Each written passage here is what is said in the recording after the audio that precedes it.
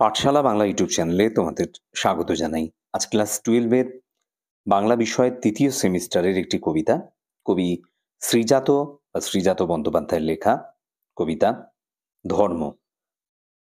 আগে 'অন্ধকার লেখাগুচ্ছ' এই নামটি ছিল।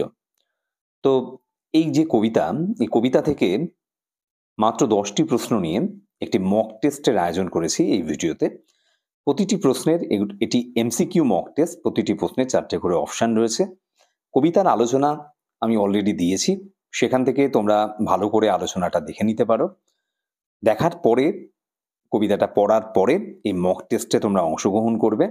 এই ১০ খানা প্রশ্নের মধ্যে কে কত স্কোর করলে ডেসক্রিপশনে তার উত্তর দেওয়া আছে, ভিডিওর ডেসক্রিপশনে এই যে প্রশ্নগুলো আমি দিয়েছি তার উত্তর। সেখান থেকে তোমরা মিলিয়ে নিতে পারো। তারপর কমেন্ট সেকশনে জানাও কে কত স্কোর করলে। প্রথম যে প্রশ্নটি রয়েছে, আব্দুল করিম খাঁ কোথায় জন্মেছিলেন? কলকাতা, উত্তরপ্রদেশ, পাঞ্জাব না হরিয়ানা? কবি শ্রীজাত ধর্মের দখলদারিকে কি বলেছেন? প্রতিষ্ঠান বিরোধিতা, প্রতিষ্ঠান নিরপেক্ষতা, প্রতিষ্ঠান সহমর্মিতা, প্রতিষ্ঠান আনুগত্য। ভ্যান গঘের ধর্ম ছিল উন্মাদনা। ভ্যান গঘ ছিলেন একজন কবি, সাহিত্যিক, চিত্রশিল্পী না সঙ্গীত বিশারদ?